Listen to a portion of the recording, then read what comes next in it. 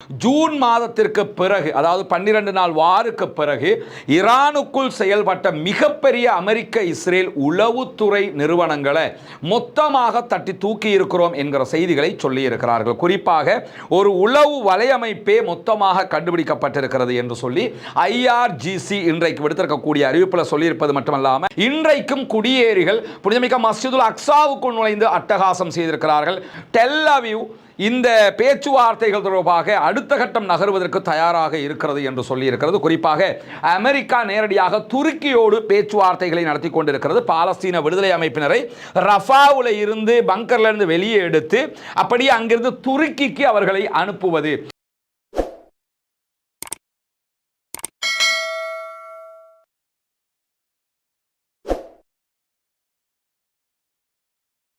அன்பிற்கினிய சகோதர சகோதரிகளை நம் அனைவர் மீதும் ஏக இறைவனுடைய அமைதியும் கருணையும் உண்டாகட்டுமாக என்கிற உயரிய பிரார்த்தனைகளோடு பாலஸ்தீனத்தினுடைய காசா பகுதிகளில் இஸ்ரேலிய ஆக்கிரமிப்பு இராணுவம் நடத்தி வந்த பயங்கரவாத தாக்குதல்கள் 2 ஆண்டுகள் தொடர்ந்த நிலையில் தற்போது அது ஒரு சமாதான நிலையை எட்டி இருக்கிறது.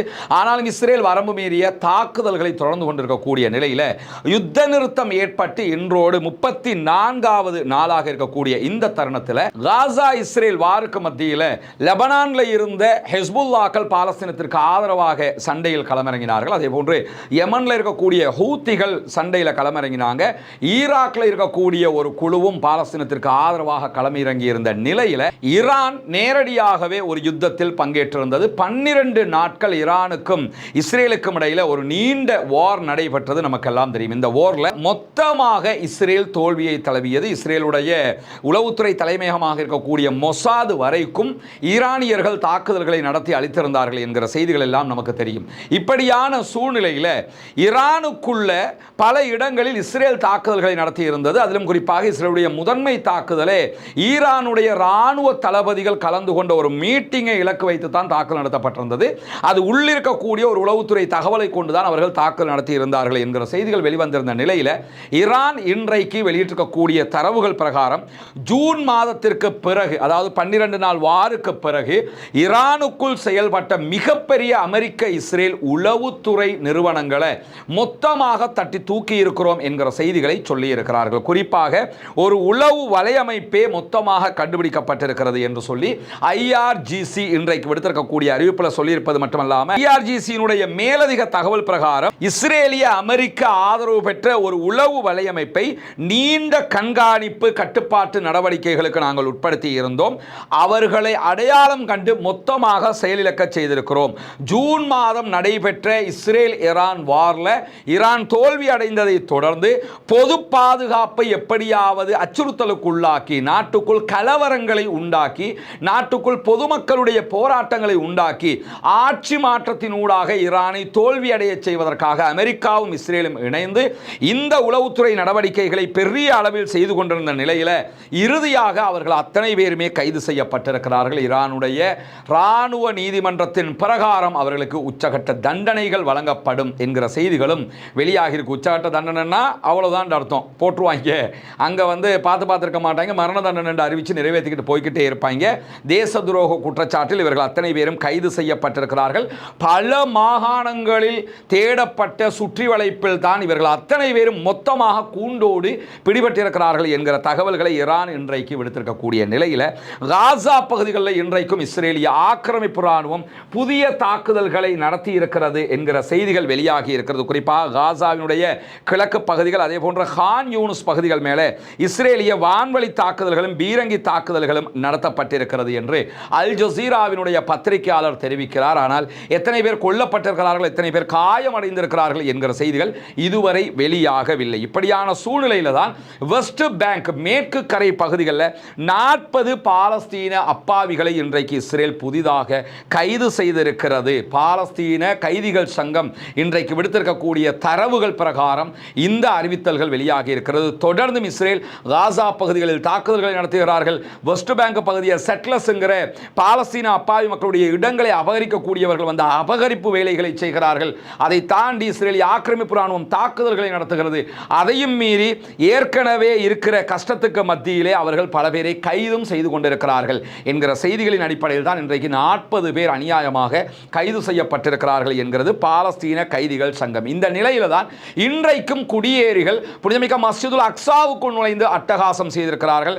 புனிதமிக்க மஸ்ஜிதுல் அக்ஸாவினுடைய தொழுகை நடத்தக்கூடிய கரெக்டாக இமாம் நின்று தொழக்கூடிய இடத்திலேயே சென்று அவர்களுடைய தல்முதிக் என்கிற வணக்கத்தை செய்கிற வீடியோ காட்சிகள் வெளியாகி இருக்கிறது. அல்லாஹ்வுடைய சாபம் தான் அவர்களுக்கு உண்டாக வேண்டும் என்கிற பிரார்த்தனைகளோடு, ஏன்னா அவ்வளவு அநியாயங்களையும் அழிச்சாட்டியங்களையும் புனிதமிக்க மஸ்ஜிதுல் அக்ஸாவுக்குள்ளேயே அவங்க செய்து கொண்டிருப்பது மட்டுமல்லாமல் செட்லர்ஸ் என்று சொல்லக்கூடிய இந்த குடியேறிகள் ஆயுத முனையில் வந்து இந்த அநியாயங்களை செய்து கொண்டிருக்கிறார்கள். பிளஸ் இஸ்ரேலுடைய ராணுவமும் போலீஸும் கூட இதற்கு துணையாக நின்று கொண்டிருக்கக்கூடிய சூழ்நிலையில் ஜும்மாவுக்கான ஏற்பாடுகள் புனிதமிக்க மஸ்ஜிதுல் அக்ஸாவில் செய்யப்பட்டு கொண்டிருக்கிறது. ஜும்மா தொழுகைக்கு அந்த பகுதிகளில் இருக்கக்கூடிய அத்தனை பேரும் கலந்து கொள்ள வேண்டும் என்று பாலஸ்தீன விடுதலை அமைப்பும் கோரிக்கை விடுத்திருக்கக்கூடிய நிலையில தான் இந்த சம்பவங்களும் நடைபெற்று வரக்கூடிய நிலையில தான் ட்ரம்பினுடைய காசா திட்டத்தை முழுமையாக செயல்படுத்துவதுதான் எங்களுடைய முன்னுரிமையான நோக்கம் என்று சொல்லி அல் ஜசீராவுக்கு அமெரிக்காவினுடைய வெள்ளை மாளிகையினுடைய அதிகாரிகள் சொல்லியிருக்கக்கூடிய தகவல்களை அல் ஜசீரா சுட்டிக்காட்டுகிறது.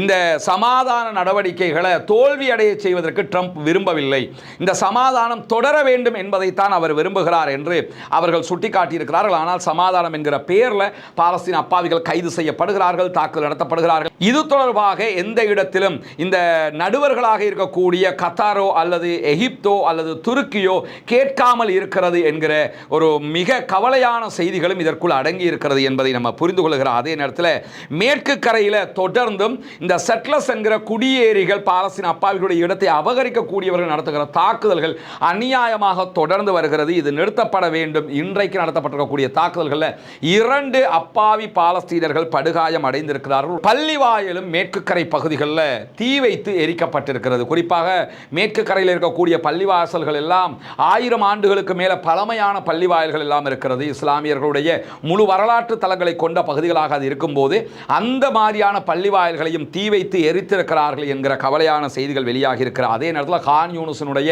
மேயர் இன்றைக்கு விடுத்திருக்கக்கூடிய அறிவிப்பில் கான் யூனுஸில் எல்லாமே மொத்தமாக முறைப்படி அளிக்கப்பட்டிருக்கிறது. எதுவுமே அங்கே பேலன்ஸ் கிடையாது. குறிப்பாக அந்த பகுதிகளில் இருக்கக்கூடிய தாவரங்களை கூட அவர்கள் விட்டு வைக்கவில்லை. 90% மேற்பட்ட மரஞ்செடி கொடிகளை கூட அழித்து விட்டார்கள். கட்டாந்தரையாக பாலைவனமாக காட்சி அளிக்கிறது காசா என்கிற செய்திகளையும் இன்றைக்கு கான் யூனுஸினுடைய மேயர் சொல்லியிருக்கக்கூடிய சூழல்ல தான் ஒரு பெரிய பிரச்சனையாக இழுபறி பிரச்சனையாகவே மாறிக்கொண்டிருக்கிறது. ரஃபா பகுதிகளில் சிக்கி இருக்கக்கூடிய பாலஸ்தீன விடுதலை அமைப்பினருடைய பங்கர் பிரச்சனை.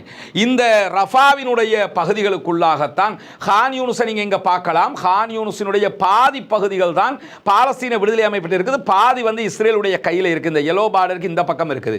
ஆனா ரஃபா முழுவதுமாகவே இஸ்ரேலிய ஆக்கிரமிப்பு ராணுவத்தினுடைய கண்ட்ரோல்ல இருக்கக்கூடிய சூழல்ல இந்த மேப் பிரிக்கிற இந்த சம்பவம் நடைபெறும் போது அவங்க அந்த பகுதியில் இருந்தாங்க, வெளியேறுகிற விதத்தில் தான் இருந்தார்கள்.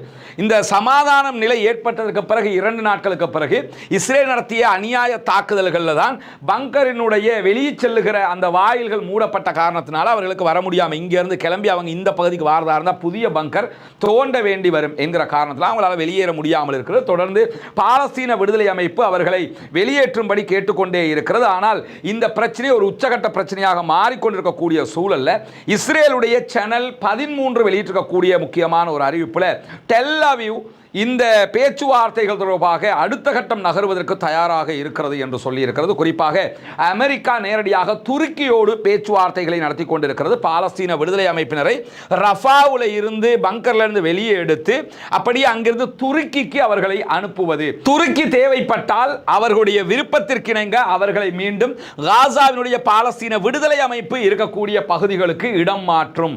எனவே தற்போது அமெரிக்காவினுடைய பேச்சுவார்த்தைகள் முழுவதுமாக துருக்கியோடு தான் நடைபெற்று வருகிறது. துருக்கியும் அமெரிக்காவும் செய்யக்கூடிய பேச்சுவார்த்தையினுடைய முடிவில் ரஃபா பகுதிகளில் இருக்கக்கூடிய 120 தொடக்கம் 200 உட்பட்ட பாலஸ்தீன விடுதலை அமைப்பினர் பங்கரில் இருந்து வெளியே வருவார்கள். ஆனால் ஆயுதத்தை கீழே வைக்க மாட்டார்கள் என்பதையும் மீண்டும் பாலஸ்தீன விடுதலை அமைப்பினர் தெளிவுபடுத்தியிருக்கிறார். அதே நேரம் ஆல்ரெடி அவங்க சொல்லிட்டாங்க, சரணடைதல் என்பது எங்களுடைய அகராதியிலேயே கிடையாது என்று சொல்லியிருக்கிறார்கள். எனவே சரணடைய மாட்டோம், வெளியேற விடாவிட்டால் வெளியேறுகிற பாலஸ்தீன விடுதலை அமைப்பினருக்கும் இஸ்ரேலிய ஆக்கிரமிப்பு ராணுவத்துக்கும் இடையில் சண்டை ஏற்பட்டால் அதற்கு பொறுப்பு இஸ்ரேலிய ஆக்கிரமிப்பு இராணுவமே தவிர நாங்கள் அல்ல என்பதையும் மிக தெளிவாக மீண்டும் ஒரு முறை இன்றைக்கும் பாலஸ்தீன விடுதலை அமைப்பினர் சொல்லியிருக்கிறார். அதே நேரத்தில் காசாவுக்கு அருகில் ஒரு பெரிய இராணுவ தளத்தை கட்டுவதற்கான முயற்சிகளில் அமெரிக்கா ஈடுபடுகிறது என்கிற செய்திகள் வெளியாகி கொண்டிருக்கிறது. அமெரிக்கா இந்த சமாதான திட்டத்தின் ஊடாக சொன்ன விஷயம் என்னன்னா, 200 அமெரிக்க இராணுவத்தை சேர்ந்தவர்கள் காசாவுக்கு வெளியில் இஸ்ரேலுடைய எல்லை பகுதிகளில் ஒரு கட்டிடம் அமைக்கப்பட்டு அதில் நிற்பாங்க. இந்த யுத்த நிறுத்தத்தை கண்காணிப்பது தான் அவர்களுடைய வேலையாக இருக்கும். அவங்க இராணுவமாகவும் செயல்பட மாட்டாங்க, அவங்க சிவிலியன்ஸாகத்தான் செயல்படுவாங்க என்றுதான் சொல்லியிருந்தார்கள். ஆனால் இன்றைக்கு ப்ளூம்பர்க்கினுடைய செய்தி ஆதாரம் காட்டி அல் ஜசீரா வெளியிட்டிருக்கக்கூடிய செய்திகளில் காசாவினுடைய எல்லை பகுதிகள், அதாவது இஸ்ரேலுடைய பகுதிகளில் தற்காலிக இராணுவ தளம் ஒன்றை நிறுவுவது தொடர்பாக பென்டகன் பரிசீலித்து வருவதான தகவல்கள் வெளியாகி இருக்கிறது. குறிப்பாக 10,000 அமெரிக்க இராணுவத்தினரை அங்கே கொண்டு வந்து இறக்குவது என்பதுதான் அமெரிக்காவினுடைய திட்டம் என்று சொல்லப்படுகிறது. ஆனால் வெள்ளை மாளிகையினுடைய செய்தி தொடர்பாளராக செயல்படக்கூடிய கரோலின் லீவிட் வெளியிட்டிருக்கக்கூடிய அறிவிப்பில் ட்ரம்பினுடைய நிர்வாகம் அத்தகைய நடவடிக்கைகளுக்கு இன்னும் அங்கீகாரம் வழங்கவில்லை என்று சொல்லியிருக்கிறார்கள். அப்படி என்றால் அங்கீகாரம் தான் கிடைக்கவில்லையே தவிர அதற்குரிய முனைப்பு எடுக்கப்பட்டு கொண்டிருக்கிறது என்பது திட்டவட்டமாக தெரிகிறது. ஆல்ரெடி அமெரிக்காவுடைய போர்சஸ் மத்திய கிழக்கில் 50,000க்கும் மேற்பட்டவர்கள் இருக்கிறார்கள். கத்தரில் மட்டுமே 10,000க்கும் மேற்பட்டவங்க இருக்கக்கூடிய சூழல்ல இஸ்ரேலுக்குள்ள அமெரிக்காவுடைய போர்சஸ் அவங்க நிறுவுவதில் ஒரு செய்தி என்ன சொல்ல வர்றாங்கன்னா, நாங்க தான் கிங் மேக்கர்ஸ், நாங்க தான் முடிவெடுக்கிறவங்கிறத அவங்க சொல்ல வருகிற அதே நேரம் இஸ்ரேல் கூட எங்களுடைய அடியாட்கள் என்பதை அவர்கள் மிக தெளிவாக இதனூடாக நிரூபிக்கிறார்கள் என்பதையும் நம்ம புரிந்து கொள்ள முடிகிறது. ப்ளூம்பர்க் வெளியிட்டிருக்கக்கூடிய அறிவிப்பில் 10,000 இராணுவத்தை சேர்ந்தவர்கள் தங்க வைக்கும் அளவுக்கு 10,000 சதுர மீட்டர் கொண்ட மிக பிரம்மாண்டமான அலுவலகத்தோடு 12 மாதங்களுக்குள்ளாக இந்த இராணுவ தளம் கட்டி முடிக்கப்பட வேண்டும் என்பதுதான் அமெரிக்காவினுடைய திட்டம் என்று சொல்லப்படுகிறது. இதற்காக அக்டோபர் மாதம் 31ஆம் தேதி ஒரு டெண்டரும் கொடுக்கப்பட்டு ஒரு நிறுவனம் இதை கட்டுவதற்கான பொறுப்பையும் ஏற்றுக்கொண்டிருக்கிறது என்கிற செய்திகளோடு மேலதிகமாக வெளியாகிருக்கக்கூடிய இன்னும் சில தகவல்களில் வாஷிங்டன் காசா பகுதியில் ஒரு நிரந்தர இராணுவ தளத்தை நிறுவ விரும்பவில்லை என்று சொல்லப்படுகிறது. நிரந்தர இராணுவ தளத்தை தான் நிறுவ விரும்பலையே தவிர அவர்கள் தற்காலிகமாகவாவது 10,000 அமெரிக்க இராணுவத்தினரை குவிக்க திட்டமிட்டிருக்கிறார்கள் என்பது வெளியாகி இருக்கக்கூடிய தகவலாக இருக்கிறது. காசா எல்லைக்கு அருகாமையில் இருக்கக்கூடிய இஸ்ரேலுடைய கிரியாத் என்கிற நகரத்தில் இருக்கக்கூடிய காட்டு பகுதிகளில் தான் இந்த இராணுவ தளத்தை அமைப்பதற்கான ஏற்பாடுகள் செய்யப்பட்டு கொண்டிருக்கின்றன என்கிற தகவல்கள் வெளியாகி இருக்கக்கூடிய சூழல்ல நேற்றைய தினம் அமெரிக்க அதிபர் டொனால்ட் ட்ரம்ப் இஸ்ரேலிய ஜனாதிபதி ஐசக் ஹெர்சாக்கு ஒரு கடிதம் அனுப்பி இருக்கிறார். அந்த கடிதத்தில் இன்று அவர் என்ன கோரிக்கை வைக்கிறார்னா, பெஞ்சமின் நெதன்யாகு பாவம், அவர் ரொம்ப ஊழல் குற்றச்சாட்டுகளை சிக்கிக்கிட்டு இருக்கிறாரு, உங்க நாட்டுக்காக போராடின ஒரு தலைவர் அவர், எனவே அவரை ஊழல் குற்றச்சாட்டுகள்ல இருந்து அவரை நீக்குங்க, நீங்க நினைச்சீங்கன்னா அதை நீக்கிடலாம் என்று சொல்லி அமெரிக்க அதிபரே ஒரு ஊழல் குற்றச்சாட்டில் சிக்கியிருக்கிற ஒருவனை காப்பாற்றுவதற்கு கடிதம் அனுப்பி இருக்கிறார் என்கிற ஒரு கெட்ட முன்மாதிரி உலகத்திற்கு காட்டப்பட்டிருக்கிறது. காரணம் என்னன்னா, பெஞ்சமின் நெதன்யாகு என்ன பிழை செஞ்சாலும் அவர் எங்காலு, அவங்க என்ன அநியாயத்தை பண்ணினாலும் பரவாயில்லை, எங்களுக்கு சப்போர்ட்டாக இருந்து அவங்களை காப்பாற்றிடுவோம் என்பதை வெளிப்படையாகவே அமெரிக்க அதிபர் டொனால்ட் ட்ரம்ப் செய்திருக்கக்கூடிய இந்த இழிவான காரியத்தினூடாக தெரிந்து கொள்ள முடிகிறது.